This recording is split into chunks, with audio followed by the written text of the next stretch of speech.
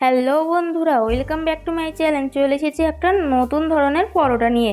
তোমরা তো বাড়িতে অনেকে অনেক রকমভাবে পরোটা বানিয়ে খেয়েছেন, কিন্তু এই পরোটাটা একদমই আলাদা। আজকের রেসিপি আমুল দুধ দিয়ে পরোটা।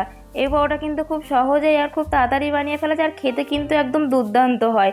চলো কীভাবে বানালাম দেখে নিই। এখানে 450 মতো ময়দা নিয়েছি, দিয়ে দিচ্ছি স্বাদ মতো নুন আর 1 টিস্পুন সাদা তেল দিয়ে কিন্তু খুব ভালো করে ময়াম দিতে হবে। তোমরা চাইলে ময়দার সঙ্গে আটাও অ্যাড করতে পারো। ভালো করে ময়াম দেওয়া হয়ে গেলে এখানে অল্প অল্প করে জল দিয়ে খুব সুন্দর করে ডোটা মেখে নিচ্ছি। এখানে কিন্তু খুব বেশি জল দিলে নরম হয়ে যেতে পারে, ওই জন্যে অল্প অল্প করে জল দিচ্ছি। এখানে আমি নর্মালি জল ব্যবহার করেছি, তোমরা চাইলে এখানে হালকা উষ্ণ জলও ব্যবহার করতে পারো। অল্প অল্প করে জল দিয়ে কিন্তু আমার খুব সুন্দরভাবে ডোটা মেখে নেওয়া হয়ে গেছে। এই ডোটা কিন্তু এবার 5 থেকে 10 মিনিট ঢাকা দিয়ে রেস্টে রেখে দিচ্ছি। রেস্টে কিন্তু রাখতেই হবে, রেস্টে রেখে দিলে কিন্তু খুব সুন্দর নরম হয়ে যায় আর মাখতেও খুব দারুণ হয়। পরোটাটা কিন্তু খুব সফট হয় এরকমভাবে করলে। এবার আমি হালকা হাতে মেখে নিয়েছি, নিয়ে মিডিয়াম সাইজে লেচি কেটে নিচ্ছি। তোমরা চেষ্টা করবে যেন লেচিগুলো সবগুলো একই সাইজে হয়। একই সাইজে কিন্তু হলে খুব সুন্দর পরোটাটা দেখতে লাগে।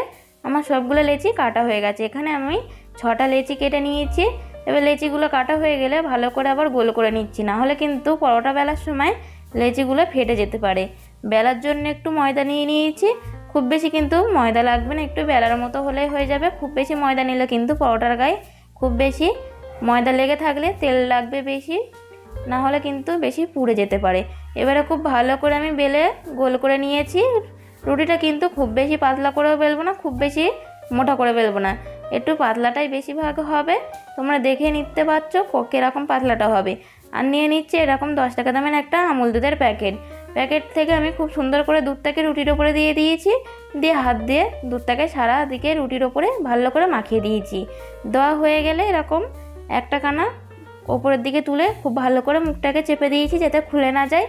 একইভাবে আরও এক পাশের কানাটাকে তুলে দিয়েছি, দিয়ে কিন্তু একইভাবে এ কানাটাও চেপে দিয়েছি। আরও যেই কানা দুটো বাকি আছে ওপরে আর নিচেরটা, সেটাও মিডিয়াম সাইজে দিতে হবে। একেবারে দিলে কিন্তু এটা পরোটাটা একদমই চৌকোভাবে হবে না, এরকমভাবে করে নিতে হবে। তোমরা দেখে নিতে পারছো এরকমভাবেই করতে হবে, আর খুব সহজেই কিন্তু পরোটাটা চৌকোভাবে বেলে ফেলা যায়। এরকমভাবে দেখে নাও। আরও একটা আমি তোমাদেরকে দেখিয়ে দিচ্ছি। একটু ময়দা নিয়ে একটা লেচি নিয়ে খুব সুন্দর করে পাতলা করে রুটি বেলে নিয়েছি। রুটিটার ওপরে একটু দুধ দিয়ে সারাদিকে ভালো করে দুধটাকে দিয়ে দিতে হবে। এবার 2 কানা এরকমভাবে ওপরের দিকে তুলে দিয়ে কানাগুলোকে খুব সুন্দর করে চেপে চেপে দিতে হবে যাতে খুলে না যায় বেলার সময়। এরকমভাবে আমার চৌকোভাবে পরোটাগুলো ভাঁজ করা হয়ে গেছে। এইভাবে কিন্তু করে নিতে হবে। আমার সবগুলো পরোটা চৌকো করে ভাঁজ করে নেওয়া হয়ে গেছে। প্রথমে কিন্তু চৌকো করে ভাঁজ করে নিতে হবে, তারপরে কিন্তু বেলতে হবে। একটা জায়গায় আমি তুলে নিয়েছি পরোটাটাকে বেলার জন্য, আর বেলার জন্য নিয়ে নিয়েছি একদম সামান্য পরিমাণ আটা। এরকম পরোটার গায়ে মাখিয়ে নিলেই হয়ে যাবে। এরকমভাবে এবার ঘুরিয়ে ঘুরিয়ে চৌকো সাইজে বেলে নিলেই হয়ে যাবে। দেখতেই পাচ্ছ কত সুন্দর আর খুব সহজেই কিন্তু এটা বানিয়ে ফেলা গেছে। একইভাবে আমি সবগুলো পরোটা কিন্তু তৈরি করে নিয়েছি। দেখতেই পাচ্ছ আমার সবগুলো পরোটা কিন্তু তৈরি করা হয়ে গেছে, আর খুব তাড়াতাড়ি। কোনোটা কিন্তু আমার গোল বা লম্বাটেও হয়নি, একদম চৌকো চৌকো পারফেক্টলিভাবে হয়ে গেছে। এবার ভাজার জন্য চাটুতে তেল গরম হয়ে গেছে। একটা পরোটা দিয়ে সঙ্গে সঙ্গে কিন্তু উল্টে দিতে হবে, নাহলে কিন্তু এক পিঠ বেশিভাবে পুড়ে পুড়ে যেতে পারে। এবারে এখানে আমি খুন্তি দিয়ে খুব ভালো করে কানাগুলোকে চেপে চেপে দিচ্ছি যাতে কানাগুলো কাঁচা না থাকে। তোমরা চেষ্টা করবে যেন কানাগুলো চেপে চেপে দেওয়ার জন্য যাতে কাঁচা না থাকে। এবার ভেজে তুলে নিয়েছি। আবারও তোমাদেরকে একটা দেখিয়ে দিচ্ছি, এরকম তেল দিয়ে দিয়েছি হালকা, খুব বেশি তেল দিতে লাগে না।